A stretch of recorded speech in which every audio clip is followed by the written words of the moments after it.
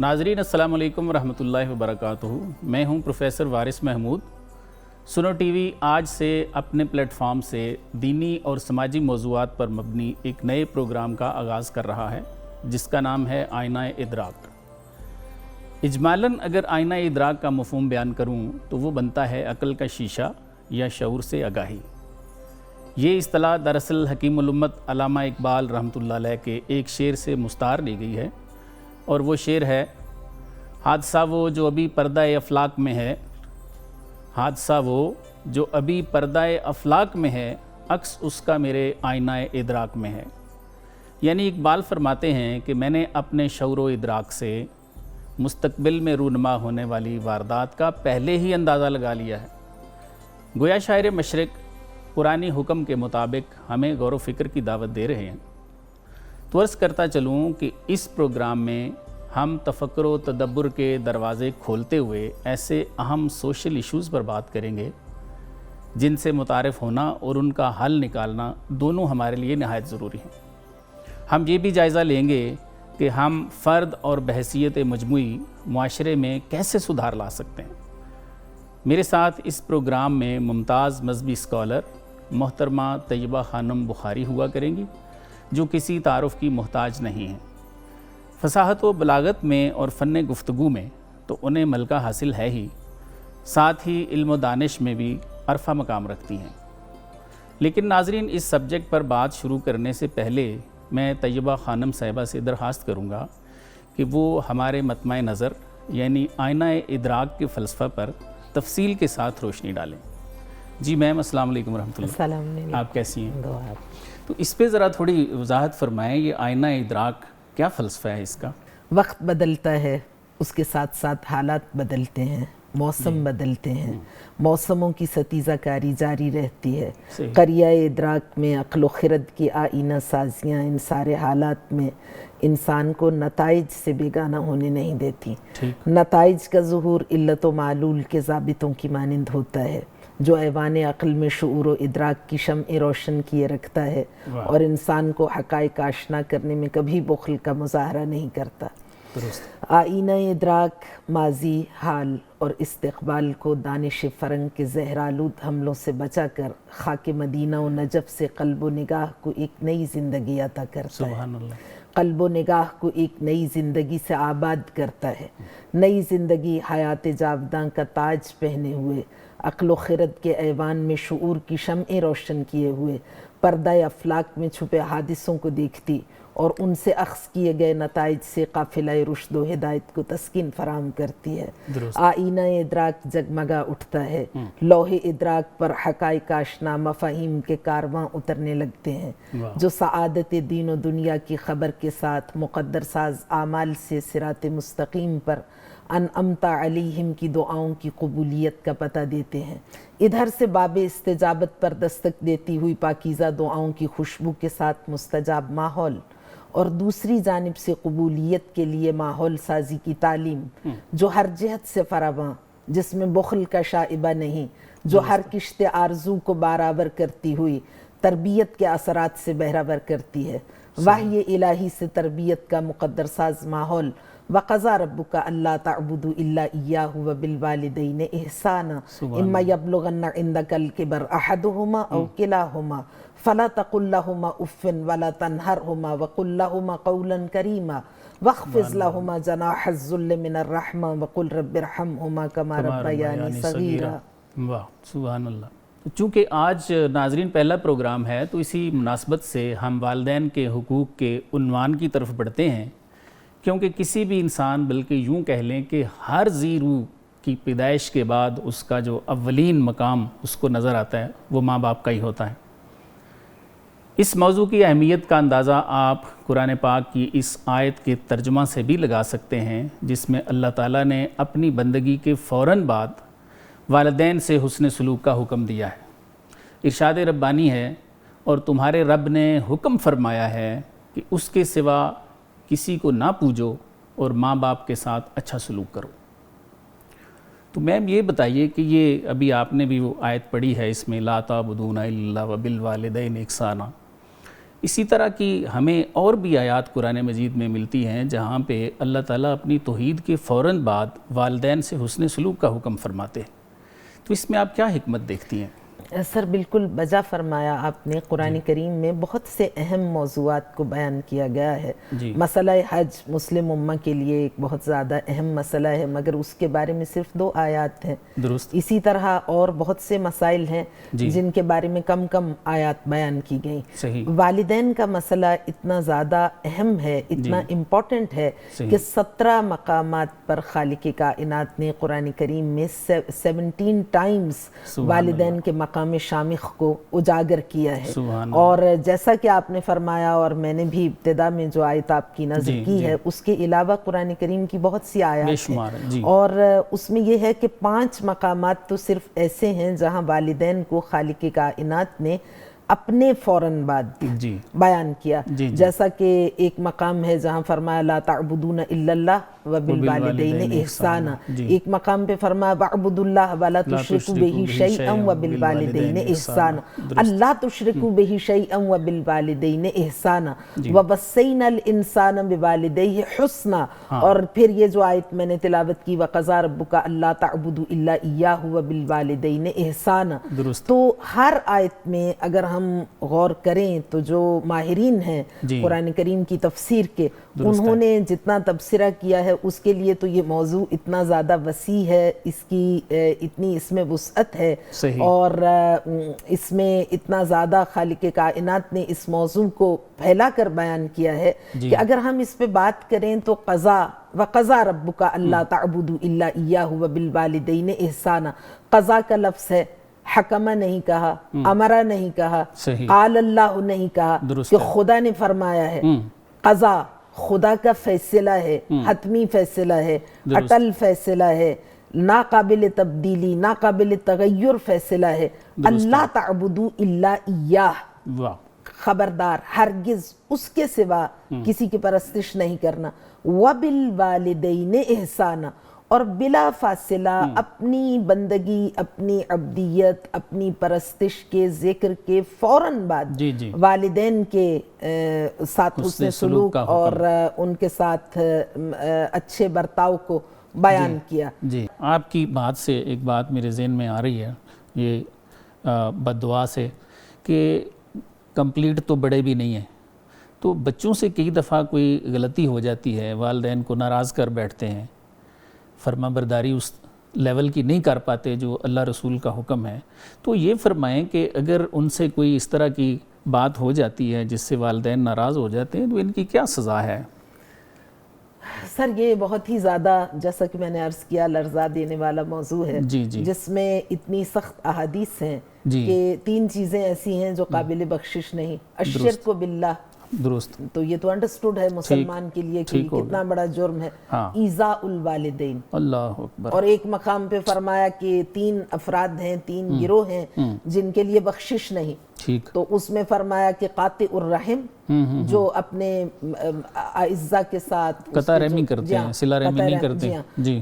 اور شیخ زان، نعوذ باللہ، وہ جو عمر رسیدہ آدمی ہو اور وہ افعال حرام کے ارتکاب سے باز نہ آئے. اور ایذاء عاق الوالدین، والدین کا عاق، یہ بھی ہم بیان کریں گے. جیسے کہ میں عرض کر رہی تھی کہ اس موضوع سے بہت سے متعدد موضوعات جنم لیتے ہیں، جیسا کہ مردہ والدین کے حقوق ہیں، زندہ والدین کے حقوق ہیں، حیاً او میتا، زندہ ہوں یا مردہ. اور پھر یہ بھی ہے کہ والدین جب زندہ ہیں تو ان کے ساتھ حسن سلوک اور برتاؤ کے آداب کیا ہیں، جب وہ دنیا سے رخصت ہو جائیں تو ان کے ساتھ تجدید تعلق کے کا طور طریقہ کیا ہے. اور پھر والدین کی بارگاہ میں ہمیشہ سپاس گزاری کے جذبات کے ساتھ ایک خادم کی طرح، ایک غلام کی طرح حاضر ہونا، اس کو بھی قرآن کریم نے بیان کیا ہے. اور اس کے ساتھ ساتھ پھر یہ کہ حقوق کیا ہے، جو ابھی میں عرض کر رہی تھی کہ یہ بھی ایک موضوع ہے کہ والدین کے ساتھ عاق ہونا، والدین کا عاق ہونا یہ کیا ہے. تو یہ بہت سے موضوعات ہیں. اس میں پہلے تو ہم یہ گزارش کریں گے کہ ایک مسئلہ جو ہماری توجہات کم اس کی جانب مرتکز ہوتی ہیں وہ یہ ہے کہ ہم یہ ہمیشہ جب بات ہوتی ہے تو والدہ کے بارے میں بات کرتے ہیں، والد کے بارے میں کم بات ہوتی ہے، تو والد کا حق بھی اسلام نے بہت زیادہ بیان کیا۔ یہ الگ بات ہے کہ جب ہم دونوں کو کمپیئر کرتے ہیں تو پھر والدہ کا مقام ہمیں ہفت افلاک کی بلندیوں پر دکھائی دیتا ہے والد سے، لیکن والد کا مقام بھی کوئی کم مقام نہیں۔ پیغمبر گرامی اسلام صلی اللہ علیہ وآلہ وسلم کی حدیث ہے، جاء رجل الی النبی صلی اللہ علیہ وآلہ وسلم، ایک شخص آپ کی خدمت میں حاضر ہوا اور اس نے سوال کیا ما حق الوالد، باپ کا حق کیا ہے؟ فقال صلی اللہ علیہ وآلہ وسلم ان تطیعہ ما عاش، جب تک تیرا والد دنیا میں زندہ رہے پیہم مسلسل برابر اس کی اطاعت کرتے رہنا، سبحان اللہ سبحان اللہ، اس کے احکامات کی فرما برداری کرنا، جو وہ کہے بجا لانا۔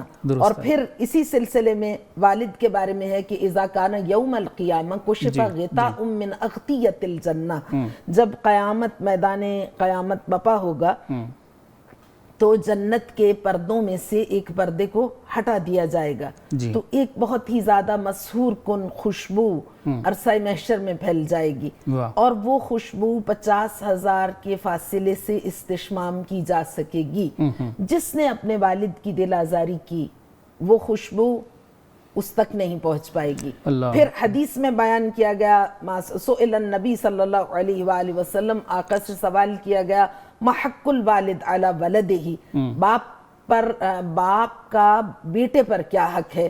تو قال صلی اللہ علیہ وآلہ وسلم اللہ یسمی علیہ ولا یجلس قبلہ لا یمشی بین یدیہ ولا یستسب لہ، بیٹے پر یہ لازم ہے کہ وہ باپ کو نام سے نہ پکارے۔ یہ بچپنے میں بھی ایسی تربیت ہونی چاہیے کہ بچہ باپ سے نام سے نہ پکارے۔ لا یجلس قبلہ، کبھی اس سے پہلے محفل میں نہ بیٹھے۔ لا یمشی بین یدیہ، کبھی اس کے آگے نہ چلے۔ ولا یستسب لہ، کوئی ایسی حرکت نہ کرے جس کی وجہ سے لوگ اس کے باپ کی تربیت پر سوال اٹھائیں۔ اللہ اکبر، اپنے والد کی حرمت کو حفظ کرنے کے لیے اپنے کردار کی، اپنے اخلاق، اپنی راہ و روش کی اتنی حفاظت کرے کہ کہیں اس کے باپ کے اوپر الزام نہ آئے کہ اس نے تربیت میں کوتاہی کی۔ اور پھر یہ بھی بیان کیا گیا والد کے بارے میں کہ معصوم تشریف لے جا رہے تھے تو آپ نظر الی الرجل ومعہ ابنہ، ایک شخص کو دیکھا جس کے ساتھ ساتھ اس کا بیٹا بھی چل رہا تھا۔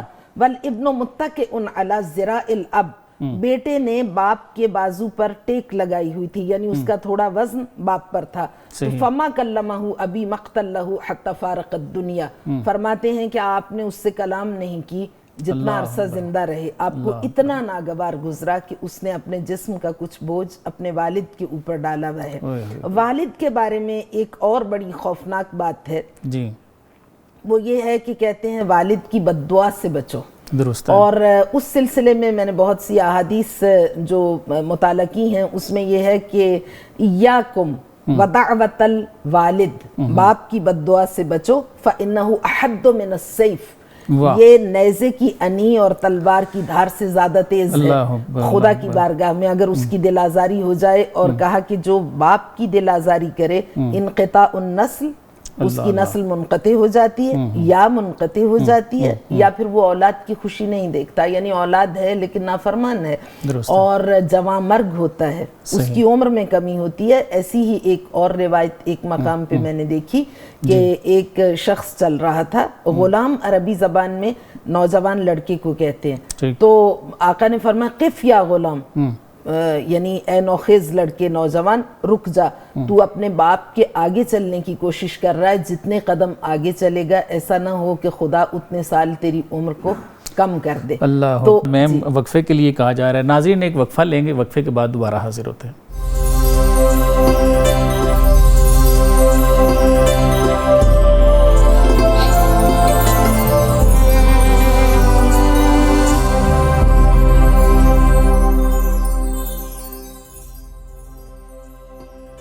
جی ویلکم بیک ناظرین۔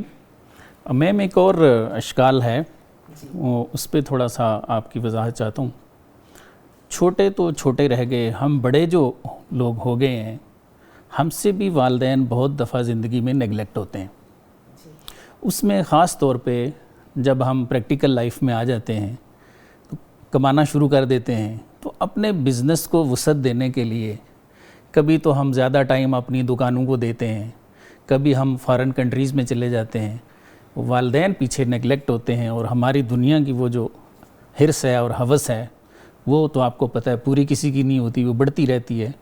تو ہم زیادہ ٹائم اپنے اس بزنس کو دیتے ہیں، والدین کو نہیں دے پاتے، حتیٰ کہ وہ وقت جو ہے وہ گزر جاتا ہے. تو ایسی صورت میں ہم لوگ جو یہ کام کرتے ہیں وہ کس حد تک گناہ گار ہیں؟ بہت ہی عمدہ سوال آپ نے کیا ہے. جی میم. بر الوالدین اکبر فریضۃ، رضا اللہ رضا الوالدین. واہ. والدین کے ساتھ نیکی سب سے اہم، سب سے برتر اور سب سے بڑا فریضہ ہے. سبحان اللہ. حالانکہ اپنے اہل و عیال کے لیے کمانا یہ کل مجاہد فی سبیل اللہ، بالکل صحیح، راہ خدا میں جہاد کرنے کے مترادف اسلام نے قرار دیا. لیکن بر الوالدین اکبر و فریضہ، ہر فریضے کی ادائیگی سے زیادہ اہم فریضہ والدین کے ساتھ نیکی اور حسن سلوک ہے. اور رضا اللہ فی رضا الوالدین، اللہ کی رضا والدین کی رضا میں پوشیدہ. بلکہ ایک مقام پہ میں پڑھ رہی تھی، بڑا اچھا ائمہ ہدیٰ کی جانب سے ہی جو ہمارے پیشوا ہیں انہی کے تعلق سے وہ روایت تھی کہ اس میں فرمایا گیا کہ آپ اپنے علاقے میں مسجد یا کوئی دربار یا مزار ڈھونڈنے کی بجائے والدین کے پاؤں کا رخ کریں. خدا نے وہ تاثیر ان کے پاؤں کی خاک میں قرار دی ہے جو آپ کسی مزار دربار میں جا کے خدا سے دعا کرتے ہیں. صحیح. تو یہ جو والدین نگلیکٹ ہوں، ان کو نظر انداز کر کے انسان اپنے کاروبار کی وسعت کی جانب توجہ دے، تو یہ بہت زیادہ ناپسندیدہ عمل ہے. لیکن اگر وہ والدین کے ساتھ حسن سلوک کو ترجیح دے تو خالق کائنات اس چیز کو کمپنسیٹ کر دیتا ہے.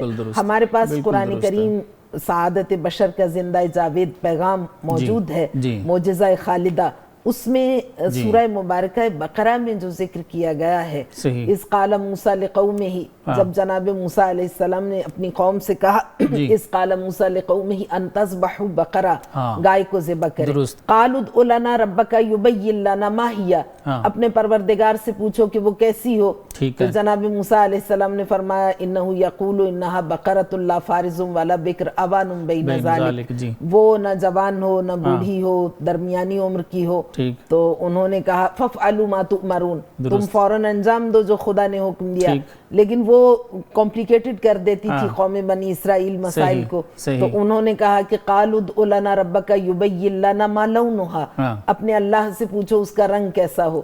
تو جناب موسیٰ علیہ السلام نے فرمایا انہو یقول انہا بقرۃ، وہ ایک ایسی گائے ہو کہ فاقع لونها تسر الناظرین، اس کا رنگ کھلتا ہوا روشن سنہری رنگ ہو جو آنکھوں کے لیے سرور کا باعث بنے. قالوا ادع لنا ربک یبین لنا ما ہی ان البقرہ تشابہ علینا. انہوں نے پھر سوال کیا کہ یہ جانور تو آپس میں ملتے جلتے ہوتے ہیں، ہمیں کوئی اور خاصیت اس کی بتائیں.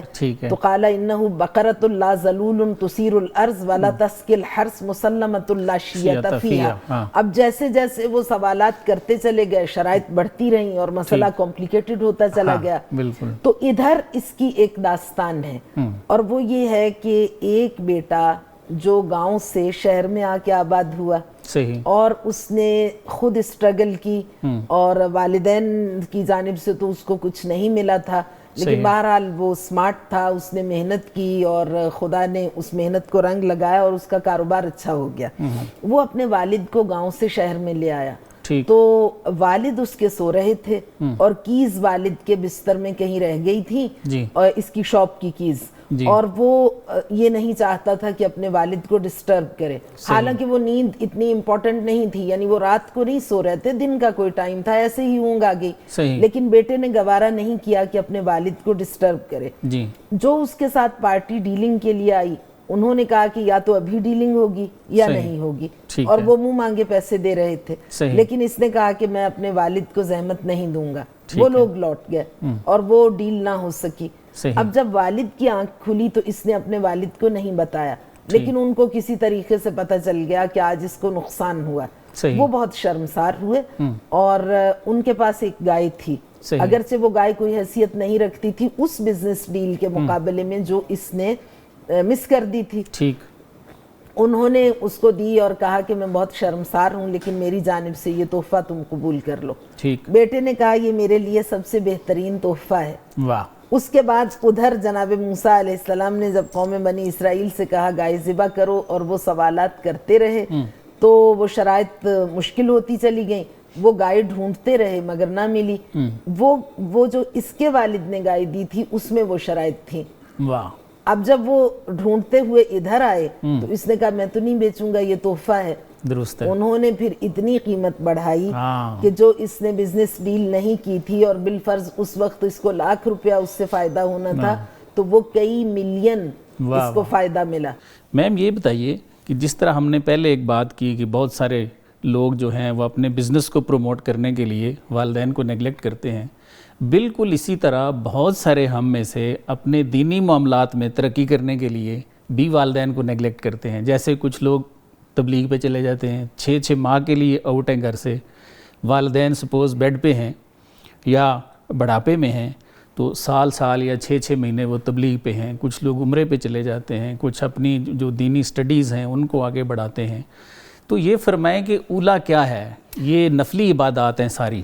سر آپ کا یہ سوال بھی بہت زیادہ اچھا ہے. یہ ادھر جانا چاہیے یا والدین کی خدمت زیادہ اولا ہے؟ جہاد فی سبیل اللہ وہ بھی پیغمبر گرامی اسلام صلی اللہ علیہ وآلہ وسلم کی حیات طیبہ میں ان کی ہمراہی میں, جس میں کوئی ڈاؤٹ نہیں ہو سکتا اس کے واجب ہونے میں, اس کی اہمیت کے بارے میں. تو جوان آپ کی خدمت میں حاضر ہوا اور بڑا انرجیٹک تھا, بڑی مشہور روایت ہے یہ. تو جب وہ آیا اور آقا نے اعلان بھی کر دیا تھا, اناؤنس کر دیا تھا کہ جہاد واجب ہے اور لوگ آئیں, تو جب وہ آیا تو اس نے کہا کہ وہ جہاد میں شرکت کرنا چاہتا ہے اور آداب حرب سے بھی آگاہ تھا.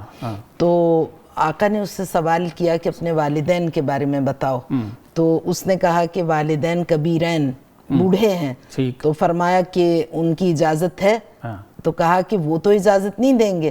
تو آقا نے فرمایا لَأُنْسُهُمَا بِكَ يَوْمًا أَوْ لَيْلًا خَيْرٌ مِّن جِهَادِ أَلْفِ سَنَةٍ. ان کا ایک دن والدین کا تمہارے ساتھ رہنا, جو خوشی محسوس کرنا, وہ 1 سال یا 1000 سنہ 1000 سال کی جہاد سے کہیں زیادہ بہتر ہے. والدین کی رضا.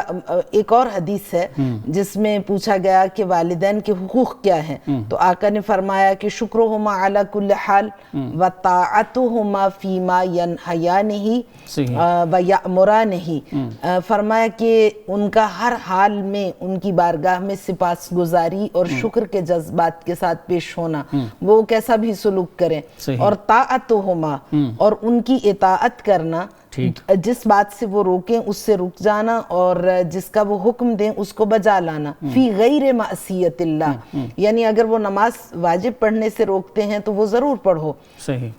اگر وہ کسی واجب فریضے کی ادائیگی سے روکتے ہیں یا وہ کہتے ہیں خدا نخواستہ کہ تم مشرک ہو جاؤ, اللہ کا انکار کر دو, تو اس میں ان کی اطاعت واجب نہیں. لیکن اس میں بھی انہیں لا تنہرہما, انہیں ڈانٹنا نہیں, ان کی مذمت نہیں کرنا, صرف یہ کہ اپنے واجب فریضے کو بجا لاؤ. لیکن یہ نہیں کہ ان کی دل آزاری کرو کہ چونکہ تم جاہل ہو, ان پڑھ ہو. بلکہ ایک واقعہ مجھے یہاں پہ یاد آیا کہ ایک جنازہ تھا, تخت فولاد قبرستان بہت مشہور ہے, تو وہاں پر ایک بڑے عالم فاضل, ایک بہت ہی اہل دل وہاں تشریف فرما تھے.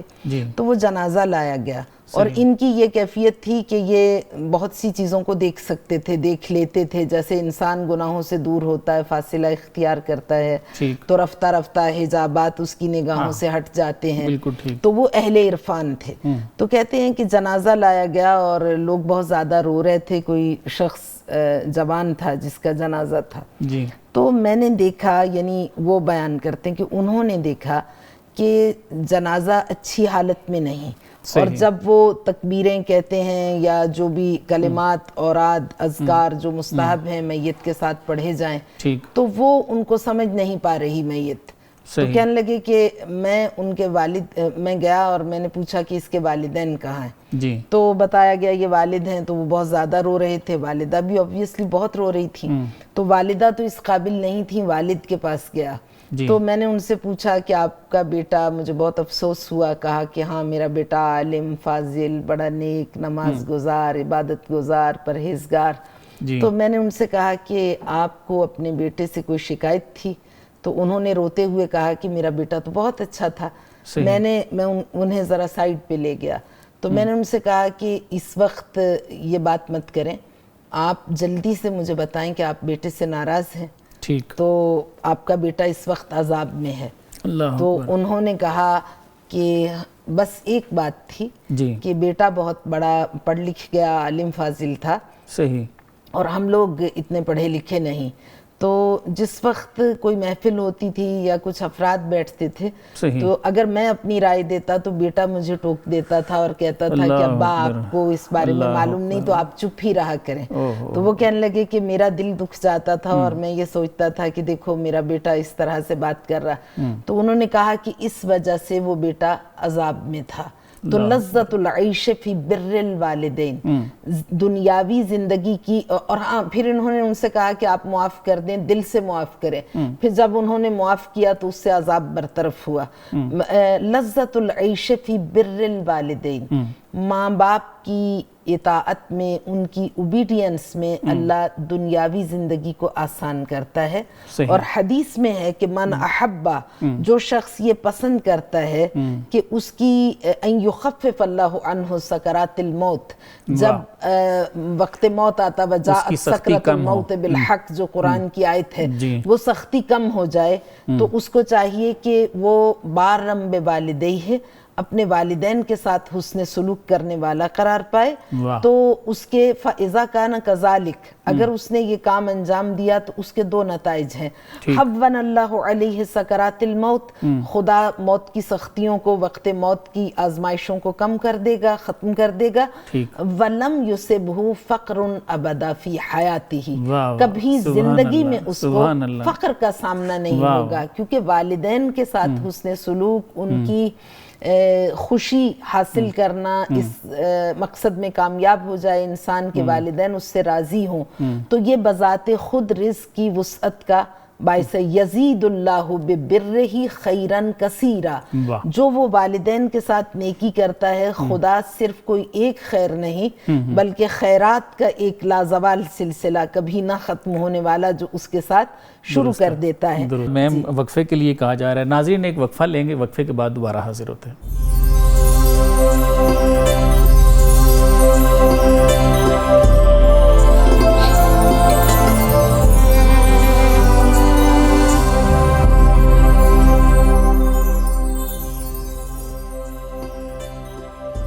جی ویلکم بیک ناظرین, ہم اپنی گفتگو کا سلسلہ وہیں سے آگے بڑھاتے ہیں. جی میم ایک اور وضاحت چاہوں گا آپ سے, یہ فرمائیں کہ جب والدین ظاہری حیات میں ہوتے ہیں تو بچوں کی بے شمار ذمہ داریاں ہیں, ان کی محبت کا تقاضا ہے.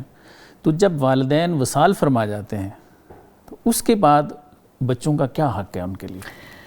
یہی سوال سرکار رسالت مآب صلی اللہ علیہ وآلہ وسلم کی ذات والا صفات سے کسی نے کیا. تو آپ نے ارشاد فرمایا کہ یصلی عنہما, ان کی قضا نمازیں پڑھو. سبحان اللہ. یتصدق عنہما, ان کا صدقہ دو. یحج عنہما, ان کی جگہ حج کرے. یصوم عنہما, ان کی جگہ روزہ رکھے. البتہ یہ اعمال ان کی زندگی میں بھی انجام دیے جا سکتے ہیں, مگر واجبات ہر انسان کے لیے ضروری ہے کہ وہ خود انجام دے. جیسے ماہ رمضان کے روزے ہیں تو وہ والدین کو خود ہی رکھنے ہیں جب تک ان میں ہمت ہے. نماز ہے واجب یومیہ جو ہم 5 پڑھتے ہیں پنجگانہ, تو یہ کوئی اور نہیں پڑھ سکتا, خود ہی پڑھنی ہے. مگر اگر نافلہ نمازیں ہیں جو واجب نہیں تو وہ آپ زندگی میں بھی پڑھ سکتے ہیں اور ان کا ثواب ان کو ہدیہ کریں. اسی طرح یتصدق, صدقہ کرنا, اسی طرح سے اور بہت سے اعمال ہیں. ان کے وصال کے بعد اکرام و صدیقہما, آپ نے فرمایا کہ جو جن سے ان کی دوستیاں تھیں, جن لوگوں کو وہ پسند کرتے تھے, ان کے ساتھ تعلق کو قائم رکھنا اور اس کو تسلسل دینا، ان سے ملتے رہنا والدین کی خوشنودی کے لیے. تو یہ اس طرح کے اعمال. پھر ان کی قبر پہ جانا، میں ایک روایت پڑھ رہی تھی کہ ایک صاحب کے والد انتقال کر گئے، تو کسی دوسرے شہر میں کسی ملنے والے نے خواب میں دیکھا کہ جیسے میدان قیامت ہے اور لوگ بھاگے چلے جا رہے ہیں تو جنت کی جانب. تو دیکھا کہ ان کے والد ہیں وہ بھاگنا چاہتے ہیں مگر ان کا وہ ساتھ نہیں دے رہا، پاؤں جیسے لنگڑا ہے ایک. تو انہوں نے کہا کہ آپ کو کیا ہوا، آپ کی تو یہ حالت دنیا میں نہیں تھی. تو انہوں نے کہا کہ یہ سب جو بھاگے چلے جا رہے ہیں ان کے پسماندگان ان کا ایصال ثواب کرتے ہیں، لیکن میرے بیٹے نے میرے لیے کبھی کچھ بھیجوایا نہیں، اس وجہ سے میں ان کا ساتھ نہیں دے پا رہا. ان کی جب آنکھ کھلی تو انہوں نے ان کے بیٹے کو تلاش کیا، آئے تو وہ سمندر کے کنارے، اس کا گھاٹ تھا، وہ دھوبی تھا، تو وہ کپڑے دھو رہا تھا، تو بڑے غریب گھر سے تھا. تو ان نے آ کے جب کہا کہ میں نے آپ کے والد کو ایسے خواب میں دیکھا اور انہوں نے کہا کہ بیٹا کچھ بھیجواتا ہی نہیں، تو ان کو بڑا دکھ ہوا. وہ تو پیغام دے کے لوٹ گئے، تو ان صاحب کو بڑا دکھ ہوا. تو انہوں نے خود کلامی میں کہا کہ باپ نے میرے لیے کیا چھوڑا تھا کہ میں اس کے لیے ایصال ثواب کروں، تو میرے پاس کچھ ہے ہی نہیں، میں تو خود بدبخت ہوں. تو اس نے سمندر کے پانی سے ایسے پانی 2 چلوؤں میں لیا اور ہوا کی جانب اچھال دیا اور کہا کہ یہ میں نے اپنے باپ کے ایصال ثواب کے لیے. تو اس کے بعد ان صاحب نے پھر خواب دیکھا. تو خواب دیکھا کہ والد تیزی سے چل رہے ہیں. تو اس کے بعد انہوں نے پوچھا کہ آج آپ کے پیر میں کوئی تکلیف نہیں؟ نے کہا کہ میرے بیٹے نے ایصال ثواب کیا جس کی وجہ سے میرے اسپیڈ آ گئی چلنے میں، یہ واپس لوٹے. والد نے پھر وہ بات بتلائی جو انہوں نے آ کے بتلائی. کہا کہ وہاں پر ایک مچھلی تھی پانی سے باہر گری ہوئی، بیبی فش، اور اس کی وہ دم بخود تھی، مر جانے کو تھی. جیسے ہی انہوں نے پانی اچھالا اس کے چند قطرے اس کے منہ میں گئے اور وہ سمندر کی جانب واپس لوٹ گئی، اور خدا نے اس کے بدلے میں میرے لیے یہ اہتمام کیا. تو والدین کے لیے ایصال ثواب کرنا، ان کی قبروں پر جانا، یوں بھی اپنے مرحومین کی قبروں پر جانا چاہیے. حدیث میں ہے کہ اگر قبر پر جائیں تو یہ بہت اچھا ہے، اور اگر آپ یہ چاہیں کہ روحیں آپ کا استقبال کریں، وہ انس محسوس کریں، وہ پسند کریں آپ کی موجودگی کو، تو آپ کو بین الطلوعین یعنی 2 طلوع کے درمیان جانا چاہیے، یعنی طلوع آفتاب سے پہلے جانا چاہیے. درست. تو پھر روحیں آپ کی موجودگی کو محسوس کرتی ہیں اور وہ آپ سے ہم کلام ہوتی ہیں.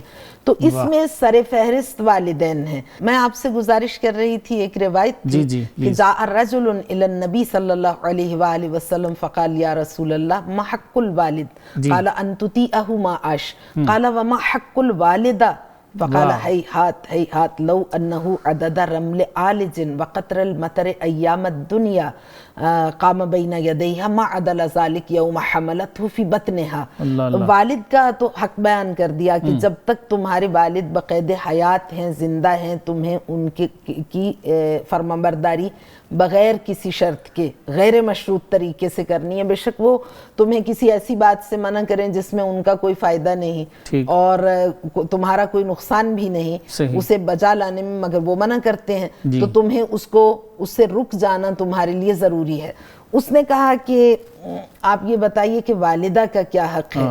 تو ہیہات ہیہات ایک دم آقا کے تاثرات تبدیل ہوئے اور آپ نے فرمایا لو انہ عدد رمل عالج، اگر جب سے دنیا مارز وجود میں آئی اور جب تک رہے گی طلوع صبح قیامت تک، ساری دنیا کے جتنے صحرا ہیں ان کے تمام ذرات کو جمع کر دیا جائے، وقطر المطر ایام الدنیا، جب سے دنیا مارز وجود میں آئی تب سے جتنی بارشیں برسی ہیں ان کے تمام قطرات کو جمع کر دیا جائے، قام بین یدیہا ما عدل ذالک یوم حملتہ فی بطنہا، ایک دن جو ماں نے بچے کا بار اٹھایا اپنے پیٹ میں، اس کا مقابلہ یہ سب نہیں کر سکتا اگر ان کے برابر تم نیکیاں انجام دو. ایک شخص نے کہا کہ یا رسول اللہ، ماں نے تو 9 مہینے مجھے پیٹ میں حمل کیا اور مجھے فیڈ کرایا جو عرصہ میرے بچپنے کا تھا، مجھے اب اتنے ڈیکٹس ہو گئے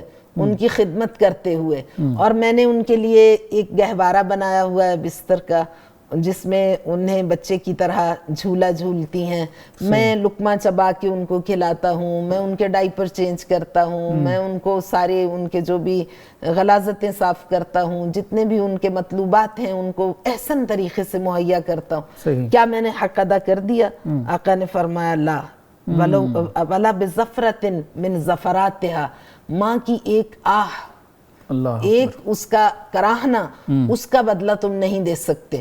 اور پھر جناب موسیٰ علیہ السلام نے سوال کیا. جناب موسیٰ نے کہا کہ پروردگار, کوئی ایسا شخص جس کا سٹیٹس میرے والا ہو جنت میں, یا کون ہوگا جو میرے ہمراہ ہوگا. اب شاید سٹیٹس نہیں کہنا چاہیے چونکہ وہ نبی خدا تھے, مگر کون ہوگا جو کمپینین ہوگا جنت میں میرا. تو خالق کائنات نے جناب موسیٰ علیہ السلام کو ایک لوکیشن بتائی کہ وہاں پہ جاؤ. جب وہ وہاں پہ گئے تو دیکھا کہ ایک شخص ہے جس نے ماں کو گہوارے میں لٹایا ہوا ہے, اس کو دھلاتا ہے, نہلاتا ہے, کھلاتا ہے, بڑی خدمت کر رہا ہے. تو جب وہ خدمت کر چکتا ہے تو پھر اپنی والدہ سے کہتا ہے کہ اب آپ حکم فرمائیے کوئی اور کام. تو وہ کہتی نہیں, میں سونا چاہتی ہوں. تو جب وہ, اب مجھے ڈسٹرب نہیں کرو, تم یہاں سے جاؤ, میں سونا چاہتی ہوں. تو وہ سائیڈ پہ آرام سے کھڑا ہو جاتا ہے ہاتھ باندھ کے کہ اگر ان کی آنکھ کھلے اور یہ مجھے پکاریں تو میں ان کی دسترس میں ہوں. تو والدہ سونے سے پہلے کہتی ہیں کہ میری خدا سے دعا ہے کہ خدا تجھے موسیٰ کے ساتھ محشر کرے قیامت میں. ہمارے اپنے زمانے میں جناب آیت اللہ انصاری عالم اسلام کی بہت بڑی شخصیت تھے, اور مسلمانوں کا ایک بہت بڑا طبقہ بین الاقوامی سطح پر جو ان کا فالوور ہے, اور ان کو بڑے اعزازات کے ساتھ یاد کیا جاتا. ان کا علمی مقام, ان کی علمی خدمات, وہ ایک ایکسٹرا آرڈنری جینیس شخصیت تھے, بہت بڑی ہستی تھے. تو آیت اللہ انصاری جو تھے وہ ایک دزفول, ایک چھوٹا سا ویلیج تھا جو کہ اب بہت چھوٹا سا شہر ہے, اس کے رہنے والے تھے. تو ہائر ایجوکیشن کے لیے باہر تشریف لے گئے, پھر وہاں پہ انہوں نے علمی مقامات حاصل کیے اور بہت بڑے علمی مدارج کو سر کیا. تو آپ کی والدہ جو تھیں وہ بڑی سمپل سادہ ایک دیہاتی خاتون تھیں, وہ بھی تشریف لے گئیں اپنے بیٹے سے ملنے کے لیے, مگر اس بات سے بالکل بیگانہ کہ ان کا بیٹا کس مقام پر ہے, اس کی کیا حیثیت ہے. تو جب وہ وہاں تشریف لے گئیں تو اب وہاں کے لوگوں کو جب پتہ چلا تو وہاں تو کیوں لگ گئی. بڑی ایلیٹ کلاس کی خواتین, بڑے بڑے سیٹھ, تاجر, وہاں کے لوگ, ان کی خواتین جو, اور سفارش کر رہے ہیں کہ ہمیں زیارت کا موقع دیں, اتنی بڑی ہستی کی والدہ تشریف لائیں. تو وہ خواتین آتی تھیں تو ان کے ہاتھ چومتی تھیں. تو اب آیت اللہ انصاری کی والدہ نے کہا فارسی میں, مرتضیٰ اینا چرا دستو پای منو میبوسن, یہ میرے ہاتھ پاؤں کیوں چومتی ہیں. تو اب ان کا کمال اخلاق اور ان کی وہ سطح دیکھیے آپ, انہوں نے یہ نہیں چاہا کہ والدہ کو یہ بتائیں کہ میری وجہ سے میں اتنا بڑا آدمی بن گیا ہوں کہ یہ آپ کے ہاتھ چوم رہے ہیں. انہوں نے کہا کہ مادر چون تو خیلی خوشگلی, زیبایی, تم بہت پیاری ہو, پریٹی ہو, خوبصورت ہو.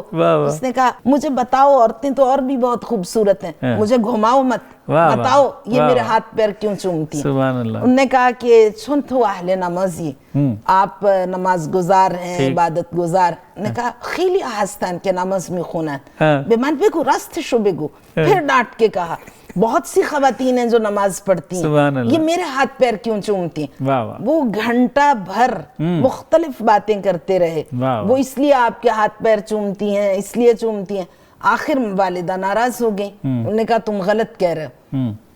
مجبور ہو کے انہوں نے کہا کہ والدہ اصل میں یہ لوگ مجھے کافی عرصے سے پہچانتے ہیں, پھر بھی یہ نہیں بتایا کہ میرا یہاں مقام کیا, مجھے بہت عرصے سے پہچانتے ہیں تو اس لیے یہ. مرتضیٰ خجالت بکش, تم شرم کرو, تم فرعون نہ بنو, تم خود کو کیا سمجھتے ہو. تو یہ بندے خدا ہی, تم اللہ کی ایک معمولی سے بندے ہو, تو تم خبردار اگر تم نے یہ سوچا کہ تم ہاتھ جوڑ دیے, ہاتھ باندھ کے کھڑے ہو گئے, کہا والدہ آپ سچ فرماتی ہیں, میں اللہ سے معافی مانگتا ہوں, میں کبھی اور اپنی والدہ کو اپنے شانوں پر بٹھا کے لے جاتے تھے. تو آپ کے پاس سواریاں بھی تھیں, تو لوگوں نے کہا سواریاں ہیں, ملازم ہیں, تو فرماتے تھے کہ جو سعادت مجھے ملنے والی ہے وہ میں کسی اور کو کیوں دوں. سبحان اللہ. اور جب والدہ کا انتقال ہو گیا تو اپنی والدہ کی ساری زندگی کی نمازیں خود پڑھی. تو اس طرح بہت سے ہمیں طول تاریخ میں واقعات ملتے ہیں, بہت سی شخصیات. وہ بلکہ یہاں تک روایت میں ہے کہ من فضل زوجتہ علی امہ فلعنت اللہ فعلیہ لعنت اللہ وملائکتہ والناس اجمعین. جس نے اپنی زوجہ پر اپنی والدہ کو فوقیت دی ولو ایک لمحے کے لیے, اللہ کی لعنت, ملائکہ کی لعنت, والناس اجمعین, جتنی انسانی آبادی ہے خلقت آدم سے لے کر طلوع صبح قیامت تک, ان سب کی لعنت اس شخص کے شامل حال ہوگی جس نے اپنی والدہ پر کسی اور رشتے کو, مرد کے لیے بہرحال اس کی زوجہ, اور انسان اپنی اولاد کو کسی بھی رشتے کو والدین پر ترجیح نہیں دے سکتا, کیونکہ دو ہستیاں ایسی ہیں کائنات میں جن کو خالق کائنات نے اپنی ذات کے بعد عرش پہ وہ ہے اور فرش پہ یہ دو ہستیاں ہیں. ناظرین محترم, آپ نے والدین کے حقوق پہ طیبہ خانم بخاری صاحبہ کی گفتگو سنی. میم نے آج ہمیں یہ نقطہ سمجھایا کہ اللہ نے قرآن میں اپنی توحید کے بعد فوراً والدین کے حقوق کا ذکر کیوں کیا ہے. ہم نے یہ بات بھی جانی کہ اللہ نے شرک کے ساتھ ساتھ والدین کی نافرمانی کو کیوں حرام قرار دیا ہے. ہمیں یہ بات بھی معلوم ہو گئی کہ والدین کا نافرمان جنت میں بالکل نہیں جائے گا. بطور خاص ہم نے یہ بات بھی جانی کہ نفلی عبادات کی بجائے والدین کی خدمت کرنی چاہیے, یہ اولیٰ ہے. یہ مشکات شریف کی حدیث شریف میں ہے, حضرت عبداللہ بن مسعود رضی اللہ تعالیٰ عنہ کی روایت ہے کہ حضور اکرم صلی اللہ علیہ وآلہ وسلم نے ارشاد فرمایا کہ خدمت گزار فرزند کی ہر نگاہ کے بدلے جب وہ خوش ہو کے والدین کو دیکھے اسے ایک حج مبرور کا ثواب ملتا ہے. تو صحابہ نے پوچھا کہ حضور وہ 100 مرتبہ اگر دیکھے تو آپ نے ارشاد فرمایا بھائی اگر دیکھے تو دیکھے, اللہ تعالیٰ پاک ہیں اور بہت ہی بڑے ہیں. ناظرین محترم, والدین کی خدمت اللہ کو راضی کرنے کا قریب ترین راستہ ہے. جن کے والدین حیات ہیں وہ بڑے بخت والے ہیں. تو کسی نے کیا خوب کہا ہے کہ حیف در چشم زدن صحبت یار آخر شد, حیف در چشم زدن صحبت یار آخر شد, کہ افسوس پلک جھپکنے میں ہی یار کی صحبت تو ختم ہو گئی, روئے گل سیر نہ دیدیم و بہار آخر شد. ہم نے پھول کا چہرہ جی بھر کے دیکھا ہی نہیں ہے اور بہار ہی ختم ہو گئی ہے. میم آپ کی تشریف آوری کا بہت بہت شکریہ. ناظرین اس کے ساتھ ہی اپنے میزبان کو اجازت دیجیے. اللہ حامی و ناصر.